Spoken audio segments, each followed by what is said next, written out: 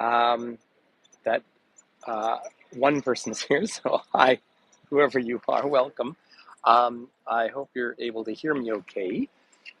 We had a little confusion. I had intended on doing this live right now and then realized that the date was set for tomorrow. That was a little bit of getting wires crossed with my kid, fabulous Fintumi, having them down in Australia on our YouTube channel as well. So that was just unfortunately a little bit of a crossover. So hi Sandra, hi Martine, good morning. So the one that somehow was set up for, hi Joel, hey buddy. I figure I could get in contact with my Australian friends. I know it's a terrible time for North America, but it's nice to connect with the Australians and the people here in Europe. So I changed the other one. Well, at least it was not meant to be tomorrow. It was meant to be today.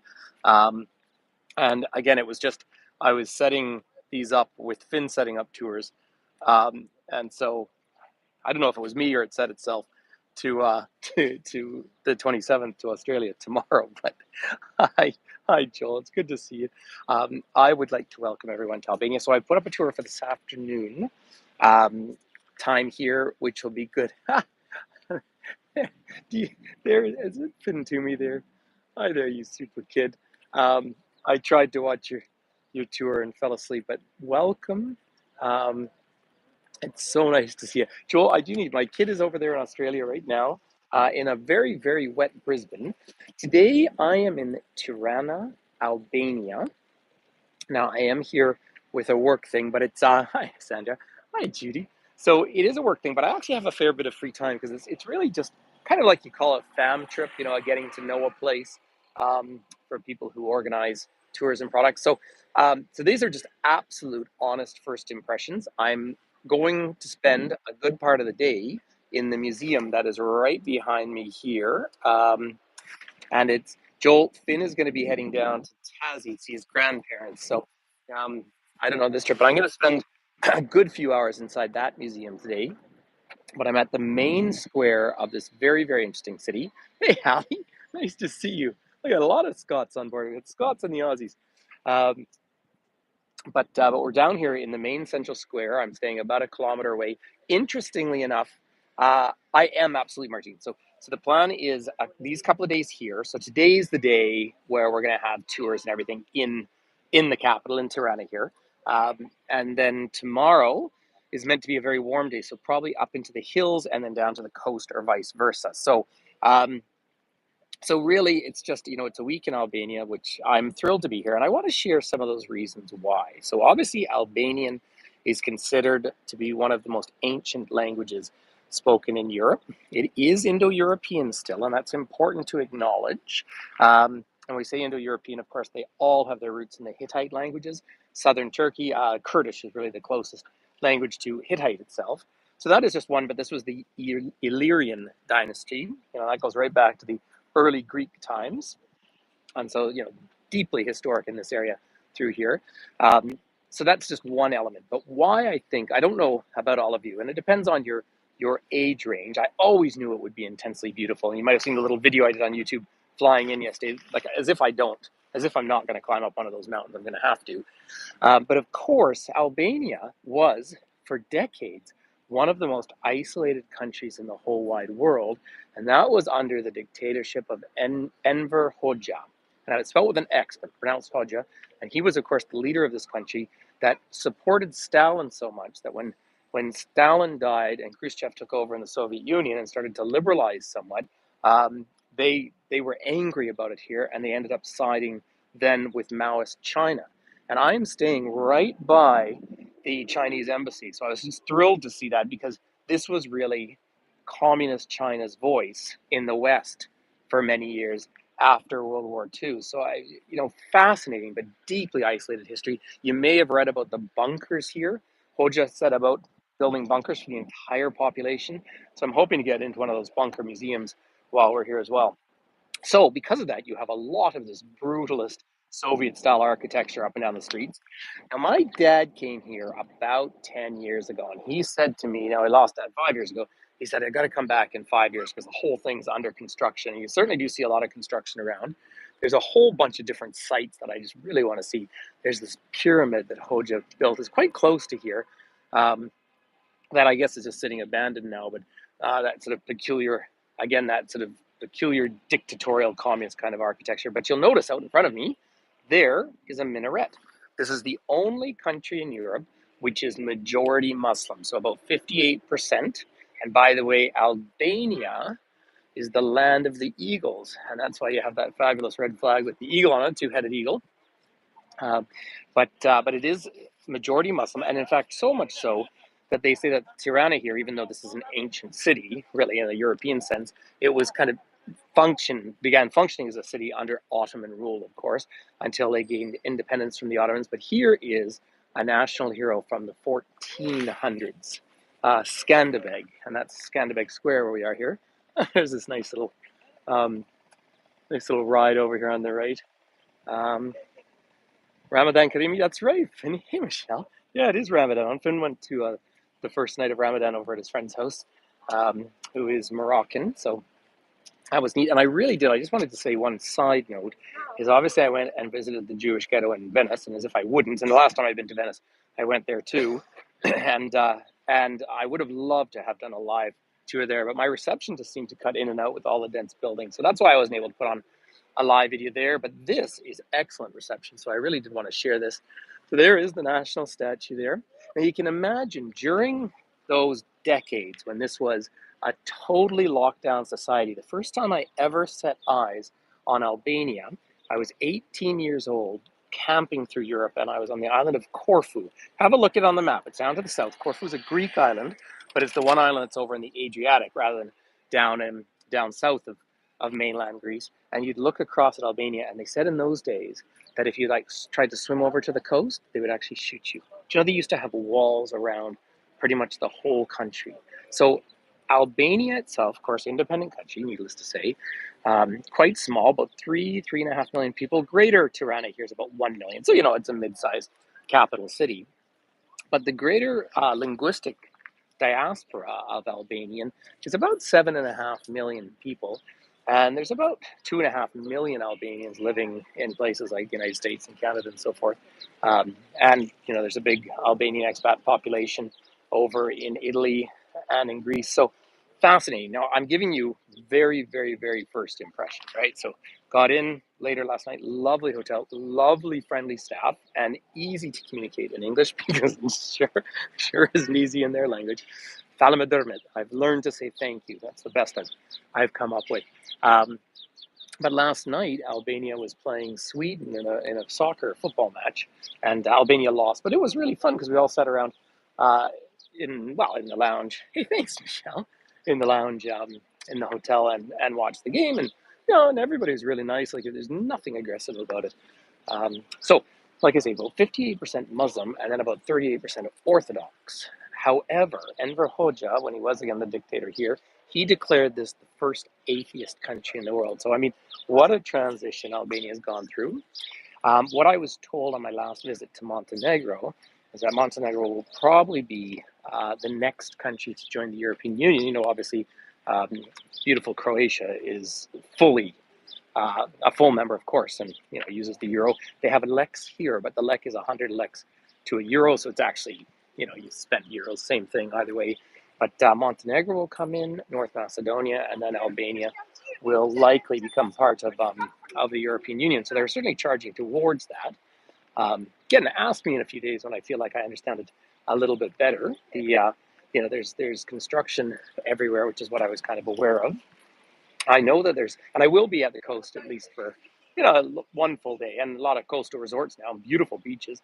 So today is only 12 or 14 degrees and a little rainy. Although tomorrow they're saying 27. So there you go. Lovely Adriatic kind of culture. And here's the coat of arms for the city of Tirana here. So, like I say, there's going to be so much to explore and get a feel for. So nice to have you here, Finn Toomey.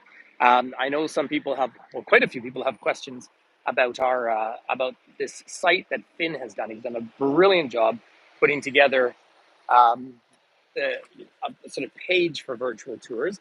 And I know, Finn, I just to let you know, some people were asking, saying they weren't sure about the payment system. So, there's a little stuff to work out. But the other thing, I just think, Sandra, the other thing I wanted to mention, Finn, is because it's done through Spotify, through our To Me Travel Facebook page, I've now gotten, I don't know, 100 messages about Spotify. Who knows? Now, this is really interesting. Here we are for the Republic of Albania.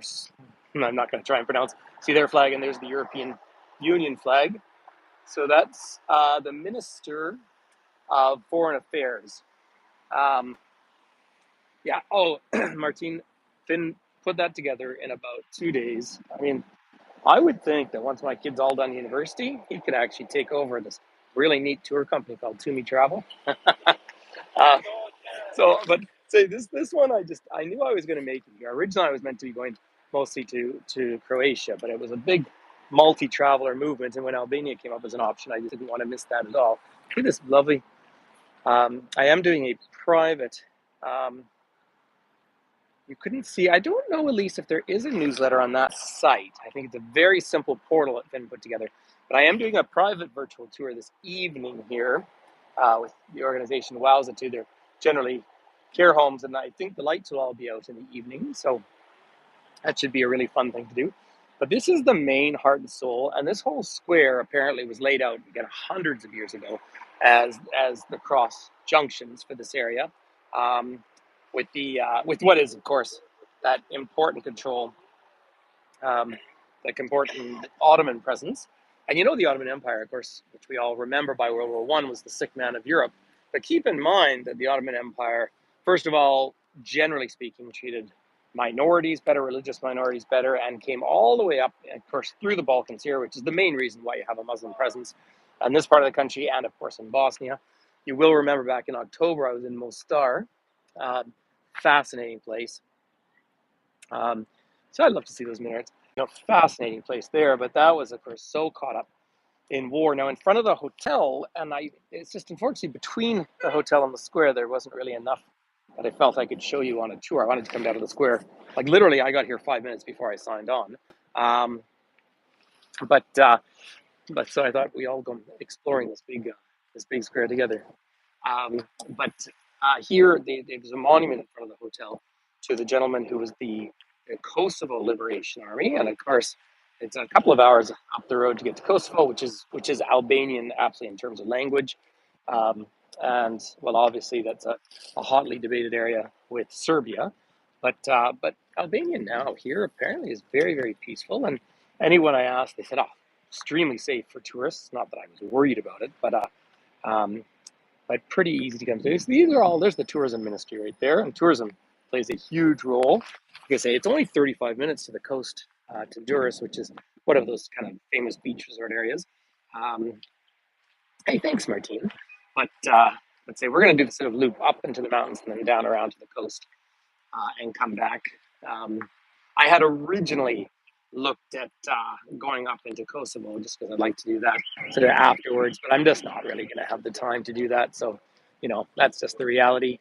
By the way, I will be here for the week, and then I'm going to be back over to Italy, and I'm actually visiting a good friend who lives in Rome. So that's kind of, as soon as I'm done with this, it just ended up being quite a short tour from what I had originally booked. So I'm going to be going home from Rome, because then I'm turning around and coming back to Europe and Spain, of course, later on in the month. And Spain, of course, I'm a lot more familiar with, but I'm so thrilled to be here. And I'm thrilled to be here, as I say, because of that point that I had made before, where this was the world I grew up in. And I'm just old enough to remember, well, I started university as the Cold War was starting to come to an end. In fact, I once set foot in Leningrad before it was St. Petersburg, but Albania was the hidden unknown zone. And suddenly, I want to say it was about 1990 that suddenly Albanians got on ships and went over to Italy, and that was really the start of the end of the dictatorship here. That Enver Hoxha, feel free to read about him. It's or Hoxha, and what life must have been like. I mean, just not only terribly controlled here, but also they just kept having purge after purge after purge, which was one of the systems they had back in those. I don't like to call it communism because it wasn't communism; it was dictatorial regimes. But you see that that brutalist architecture, which is just so endemic in the East Bloc. And I thought it would be very obvious here because it's also a country that gets extremely hot. So Tirana is actually apparently has some of the most sunshine of any capital. So see, I'm hearing Orthodox bells. I would say they're Orthodox bells ringing. So what a fascinating mix. So let's just go for a little wander around if you're happy to, everyone. And then after I've been through the National Museum today and wow, gotten around the city a lot more, I will do another visit this afternoon, Albanian time. So I put it up, I think, for 3:45. So I put it up there, and I can maybe tell you a little bit more or take you on a slightly different walk. But this is fun. They still have decorations up, clearly from Christmas. But you'll see out in the distance, you'll see there's big cranes up there, and then you'll see that sort of those classic 5, 6 story houses, the buildings, and that's what I kind of expected to see architecturally. But then you got this beautiful modern building up here, and then another whole complex that I know literally nothing about, but about 5 buildings. They're all sort of pyramid shaped, but modern, like they'd be modern in any city in the world. So and this is the restoration of the National Puppet Theatre. Um, I do notice in this part of the world, lots of people still smoke, so which I'm not a huge fan of tobacco, but I've just been so impressed, just by the general warmth. And I had read years ago about this real sort of intense friendliness to Albania or Albanians, and certainly, first impressions, super easy and fun from that point of view. And I just tell people, listen, sorry, it's my first time here, and they're like, oh, you're so welcome. So I just nice to feel that sense. I see someone carrying some flags in the distance, but and lots of, well, of course, that interesting mix. The room this morning didn't have coffee; it had tea in it. But of course, if you go back to that Ottoman tradition, of course, the chai drinking culture. So I don't know. Really, I don't have any expectations food-wise at the moment. There is the Socialist Party of Albania right up there. So you'll recognize that old flag. And let's draw a very strong distinction between classic democratic socialism and, of course, the old communist regime. Entirely different thing. But yeah, there's the PS. You'll see that same symbol in most European countries around, even in Canada sometimes, the hand holding the rose. But here's one of the sort of more main streets coming through. I have to go off and find this old pyramid. Sandra, they do. Oh, good question. It's 10 o'clock in the morning. So it was certainly busy coming in from the airport last night. And the other element, and it's just, again, I want to be very careful what I say because I've been here a day. But last year, when I was I did this day trip to Kotor in Montenegro. And we came back, my driver suddenly swerved at the border. And I said, oh, what are you doing? He's such a great guy. And he said, oh, I don't want to get behind an Albanian bus because they control them a lot longer. So I guess Albania still, because it's obviously not in the European Union, I guess is still a bit of a center for some smuggling into Europe. But you see, like there's a brand spanking new Range Rover driving down the road. These fancy modern cars in a country that would have been hands down the poorest country in Europe if you go back 30 years. So there's clearly a lot going on economically. But this is where I'd love to be able to get in and have some longer conversations with people about the economic side of everything here. It's I was last night, I was watching the football with clients, but then this morning I was lying there Googling as much as I could. So here's the Culture House. This is obviously, well, I don't know. I don't know if it's Orthodox or not. Oh yeah, I'd say it's Orthodox. Um, but yeah, so we saw the mosque. You're down in the Balkans when you see really interesting mixes this way. So it is just fascinating. There's a lot. So I think as soon as I say goodbye to all of you, I think I'm going to launch into the museum, climb into that history. Yeah, this is the Orthodox Cathedral. It isn't actually, the language isn't impossible to work out. But now they just translated it into English. But yeah, so there's their Central Orthodox Church. Yeah. Oh, Martine, it's exactly right. Go down these rabbit holes. And this is where my kid does this too. Like, there's so much to learn, and just hoping. I mean, obviously, be interacting with some of the locals. Again, these sort of fam trips, you get some guided events, and they just sort of show you a lot of the things that can be offered on tours. Um, and the outdoor side of it, I'm really looking forward to, because I'd always understood that Albania was intensely beautiful. Flying down yesterday, down the coast, and looking at all those islands that I had just been hanging out near in Croatia last, I think it was October, November that I was there. Just so beautiful to see. And say today, just they're calling for this rain, but by tomorrow, sunny and 27.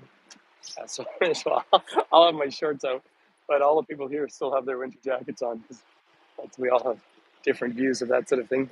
So yeah, interesting mix of architecture. But look at the light standards, for example. Like, there's clearly been a real effort to beautify cities.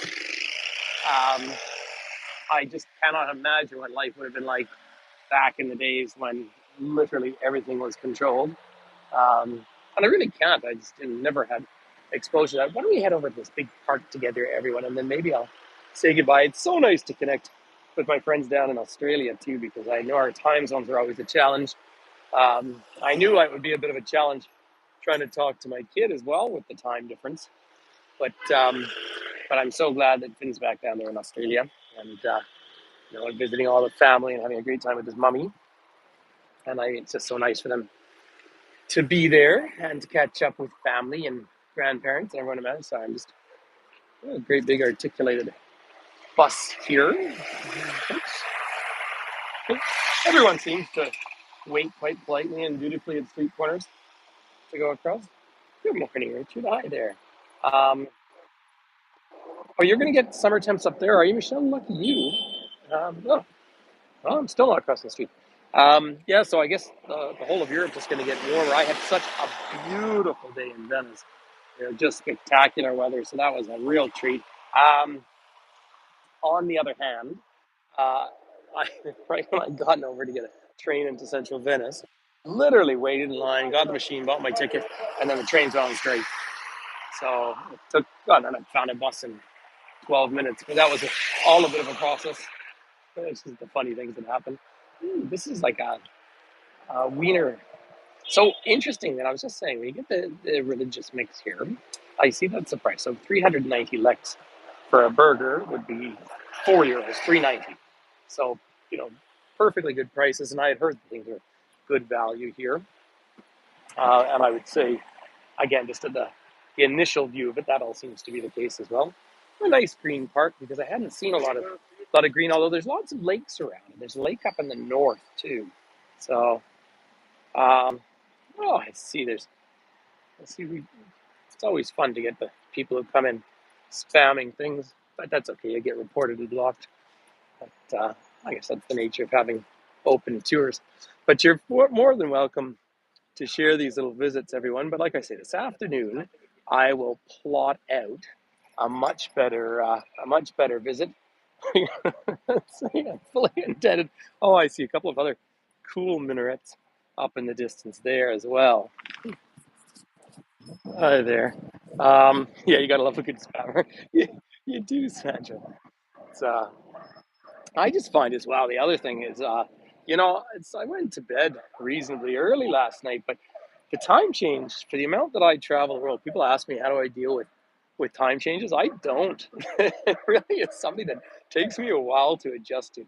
But the mountains, I mean, how do I not want to be up the top of those? There is a cable car, um, so, and they might be taking us up there tomorrow. So do stay tuned for lots of fun little videos, because we will do lots. It's so typical of my life anyway, where I go live so last minute. But it's so nice that you all connect, and we are growing this. And the fact that I was able, this is Albania window. We are in Tirana, the capital of Albania. So 1 million of the 3.2 million people here.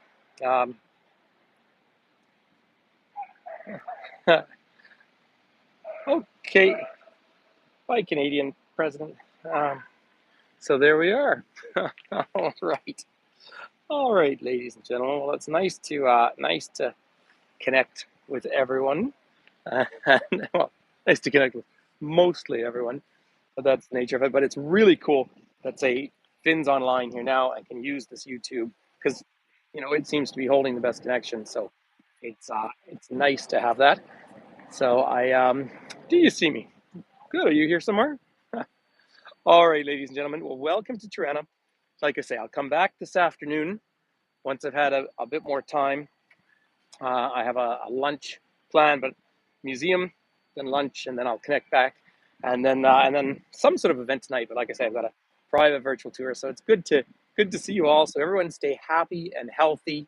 Um, and to you, Sandra, the only thing I've heard about the YouTube is that some of the photos people take through it come out a little blurry. So sometimes I'll put it up on Facebook as well. But one or the other. But it's nice to do it. Um, well, we do have the spammers out today. So there we go. Oh, that's actually a casino. Huh. That sounds like a bad bet. Um, thanks, Martine. I will. All right, everyone. Stay happy and healthy, and I will connect with you later on today or tomorrow, somewhere out in the mountains of Albania. What a treat to be here. I'm hearing beautiful classical music right now coming from that building over there. So I might have to go and try and work that out as well.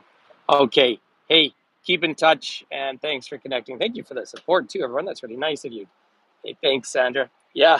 And you guys stay dry up there in Brisbane. I guess it's just pouring rain. Oh no, I see gentlemen playing a clarinet right now. Okay. Take care.